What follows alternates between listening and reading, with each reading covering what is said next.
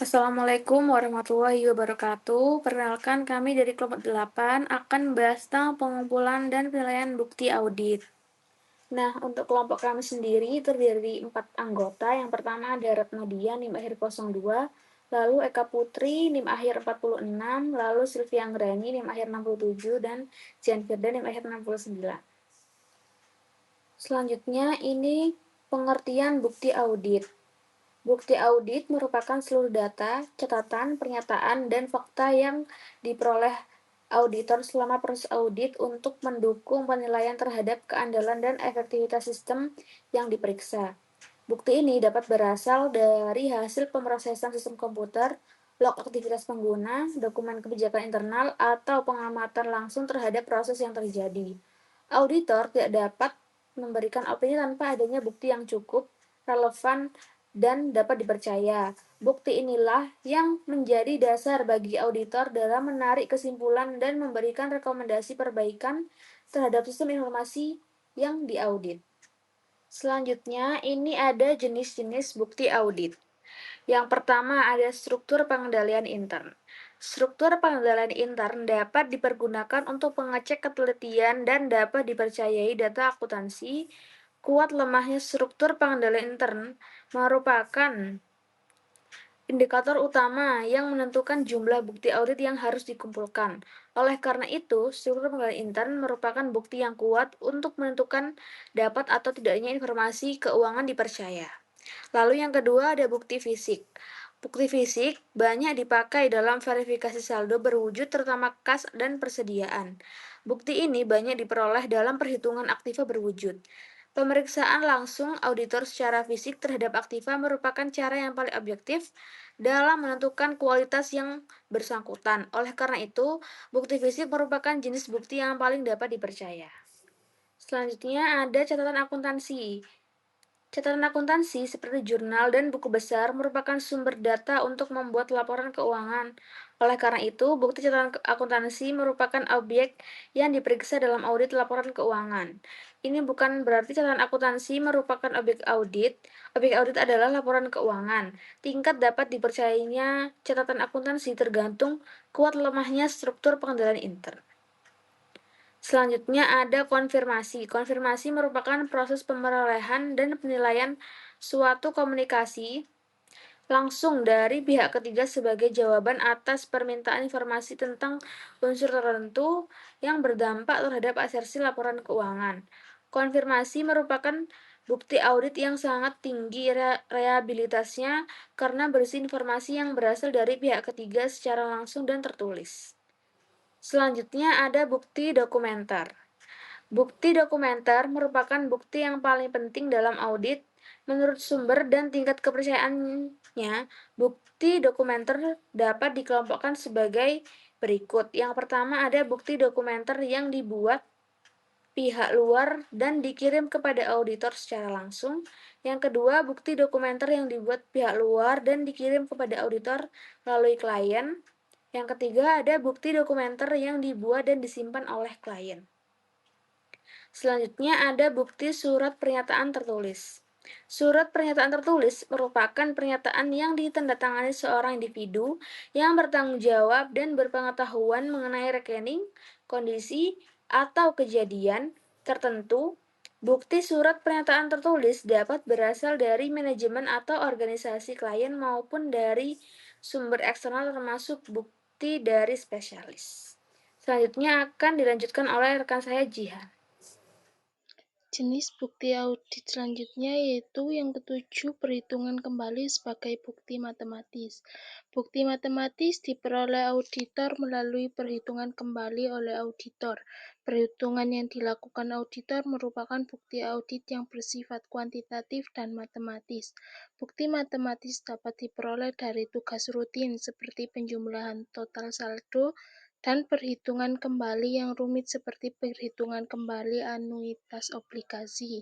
Contohnya perhitungan depresiasi. Berikutnya bukti lisan. Auditor dalam melaksanakan tugasnya banyak berhubungan dengan manusia, sehingga ia mempunyai kesempatan untuk mengajukan pertanyaan lisan. Masalah yang ditanyakan antara lain meliputi kebijakan akuntansi, lokasi dokumen dan catatan, pelaksanaan prosedur akuntansi dan tidak lazim, kemungkinan adanya utang bersyarat maupun piutang yang sudah lama tak tertagih. Jawaban atas pertanyaan yang ditanyakan merupakan bukti lisan. Bukti lisan harus dicatat dalam kertas kerja audit. Yang terakhir, bukti analitis dan perbandingan. Bukti analitis mencakup rasio dan perbandingan data klien dengan anggaran atau standar prestasi, tren industri, dan kondisi ekonomi umum. Bukti analitis menghasilkan dasar untuk menentukan kewajaran suatu pos tertentu dalam laporan keuangan dan kewajaran hubungan antar pos-pos dalam laporan keuangan. Perbandingan ini dilakukan untuk meneliti adanya perubahan yang terjadi dan untuk menilai penyebabnya. Untuk berikutnya ada sifat bukti audit, yaitu ada 2, bukti langsung dan bukti tidak langsung. Bukti langsung diperoleh secara langsung oleh auditor melalui pengamatan, pengujian, atau pelaksanaan sendiri terhadap prosedur audit. Bukti ini memiliki tingkat keandalan tinggi karena auditor menyaksikan dan memverifikasi sendiri kondisi atau kejadian yang diaudit tanpa bergantung pada pihak lain. Yang kedua, bukti tidak langsung, yaitu diperoleh dari pihak lain atau berasal dari data yang telah diolah, bukan melalui pengamatan langsung auditor. Bukti ini bersifat pendukung dan memiliki tingkat keandalan lebih rendah karena dapat dipengaruhi oleh interpretasi kesalahan atau bias pihak penyedia informasi. Selanjutnya ada karakteristik bukti audit. Dalam proses audit, karakteristik bukti memiliki peran yang sangat penting karena berkaitan langsung dengan keakuratan dan relevansi bukti yang digunakan. Oleh karena itu, terdapat beberapa karakteristik bukti audit yang perlu dipahami agar auditor dapat memperoleh bukti yang andal sebagai dasar dalam menarik kesimpulan dan menyusun opini audit. Karakteristik yang pertama yaitu ketepatan bukti. Ketepatan bukti menunjukkan tingkat kualitas bukti audit yang digunakan. Bukti yang tepat harus relevan dan dapat dipercaya dalam mendukung informasi serta aset perusahaan. Jika bukti yang diperoleh cukup dan tepat, auditor akan lebih mudah menilai bahwa laporan keuangan telah disajikan secara benar, wajar, dan sesuai dengan kondisi sebenarnya.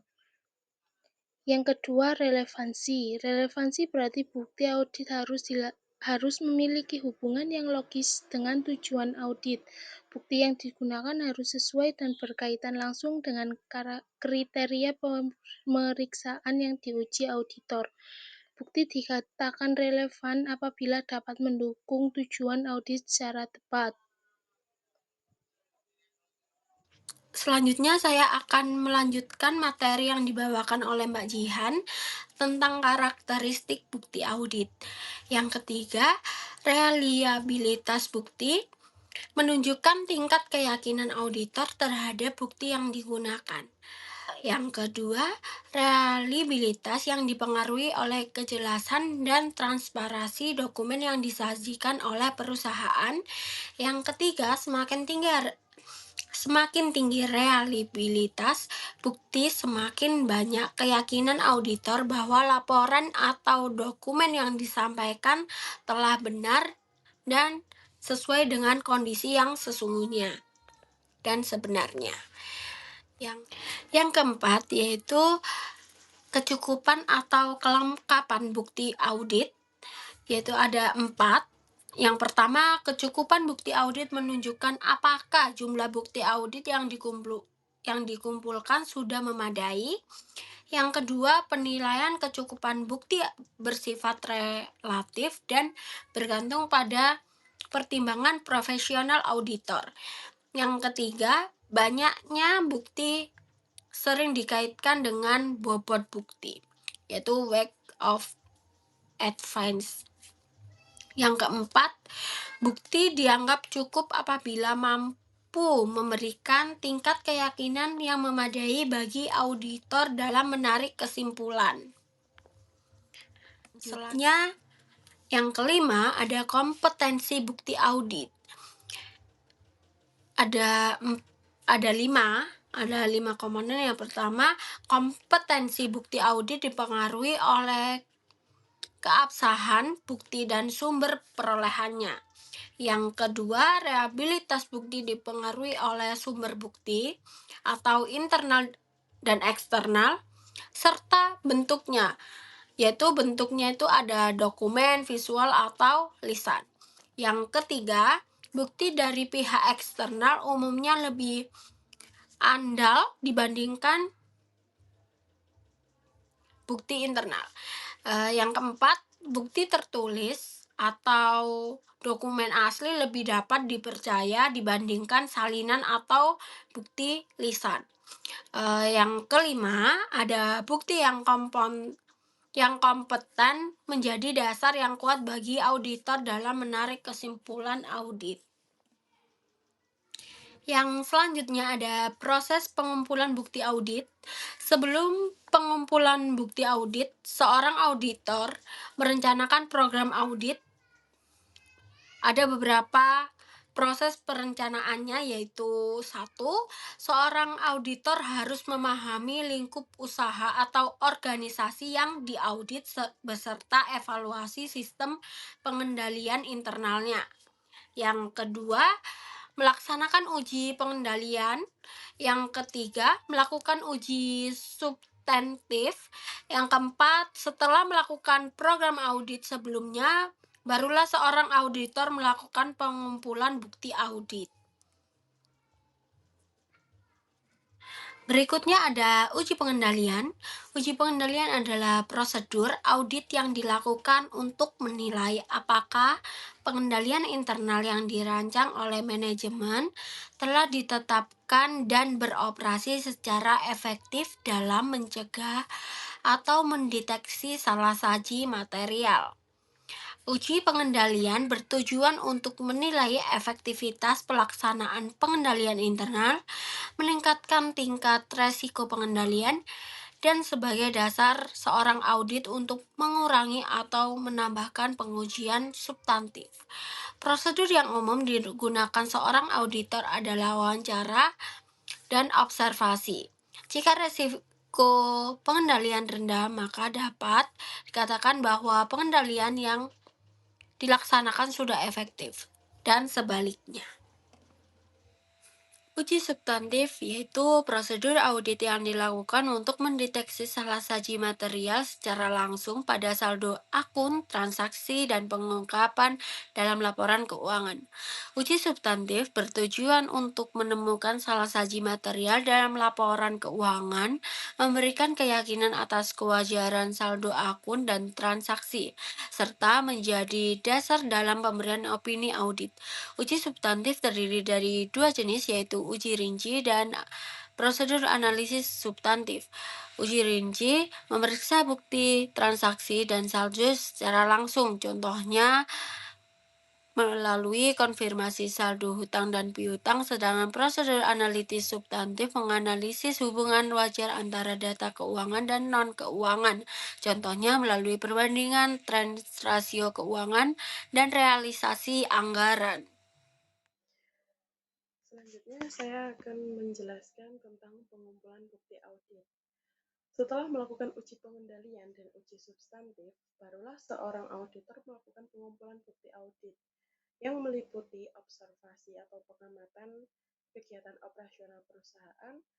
Yang kedua, pemeriksaan fisik atas kuantitas dan kondisi aktiva berwujud seperti peralatan, persediaan barang, serta uang kas. Yang ketiga, konfirmasi atas ketelitian informasi dengan pihak ketiga, seperti konfirmasi hutang, konfirmasi piutang. Yang keempat, pertanyaan yang ditujukan kepada para pegawai dari perusahaan yang diperiksa melalui checklist wawancara. Yang kelima, penghitungan kembali informasi kuantitatif mengenai catatan dan laporan perusahaan yang diperiksa. Contohnya, terkait perhitungan penyusutan aktiva tetap. Yang keenam, pemeriksaan bukti pendukung. Dan yang ketujuh, pemeriksaan analitis atau hubungan dan kecenderungan antara informasi keuangan dengan informasi operasional. Yang selanjutnya terkait penilaian bukti audit. Penilaian bukti audit itu apa sih? Penilaian bukti audit adalah proses untuk menentukan sejauh mana bukti yang dikumpulkan dapat dipercaya dan cukup kuat sebagai dasar dalam menarik kesimpulan audit atau opini. Tujuannya adalah memastikan bahwa opini atau temuan yang dihasilkan benar-benar didukung oleh bukti yang valid dan relevan. Dalam proses ini, auditor menilai dua aspek utama, yaitu kecukupan atau sufficiency yang berkaitan dengan jumlah bukti yang dikumpulkan, dan yang kedua adalah kelayakan atau appropriateness berkaitan dengan kualitas atau keandalan bukti. Yang selanjutnya saya akan membahas terkait contoh bukti audit. Contoh bukti audit ada 6. Yang pertama, bukti audit dokumen. Contohnya seperti purchase order atau PO, surat jalan, invoice penjualan, invoice pembelian, daftar aset tetap, daftar gaji, dan lain sebagainya. Yang kedua ada bukti audit fisik, yaitu seperti hasil stock of name persediaan dan aset tetap, dan hasil cash of name atau labeling penomoran aset terkait aset tetap fisik. Dan yang ketiga adalah bukti audit berupa surat konfirmasi. Yang pertama konfirmasi piutang kepada pelanggan, yang kedua konfirmasi hutang kepada pemasok, dan konfirmasi saldo bank. Contoh yang berikutnya adalah bukti audit berupa observasi. Yang pertama, observasi proses stock of name dan persediaan dan aset tetap. Jadi ini langsung ditindaklanjuti ke perusahaan yang diaudit atau langsung dilihat terkait prosesnya. Yang kedua, observasi perpisahan tugas karyawan seperti contohnya accounting dengan finance selaku pemegang uang. Dan yang ketiga, observasi proses penggajian. Lalu bukti untuk selanjutnya adalah bukti audit berupa wawancara, seperti hasil wawancara staf akuntansi terkait pencatatan transaksi dan hasil wawancara manajer terkait kebijakan perusahaan. Lalu yang terakhir adalah bukti audit berupa perhitungan ulang. Contohnya seperti perhitungan ulang penyusutan aset tetap, perhitungan ulang gaji karyawan, perhitungan ulang unsur perpajakan, dan perhitungan ulang terkait unsur keuangan lainnya. Jadi kesimpulannya yaitu pengumpulan dan penilaian bukti audit merupakan tahap yang sangat penting dalam pelaksanaan audit sistem informasi karena menjadi dasar utama auditor dalam menarik kesimpulan dan memberikan opini audit. Bukti audit harus diperoleh melalui prosedur yang sistematis, meliputi pemahaman sistem pengendalian internal, uji pengendalian, dan uji substantif. Berbagai jenis bukti audit seperti bukti fisik, dokumenter, konfirmasi, wawancara, perhitungan kembali, dan analitis saling melengkapi untuk meningkatkan keyakinan auditor. Agar bukti audit dapat diandalkan, bukti tersebut harus memenuhi karakteristik ketepatan, relevansi, reliabilitas, kecukupan, dan kompetensi. Dengan bukti audit yang cukup dan tepat, auditor dapat menilai kewajaran informasi, mendeteksi salah saji material, serta memberikan rekomendasi yang objektif dan bermanfaat bagi perbaikan sistem informasi perusahaan.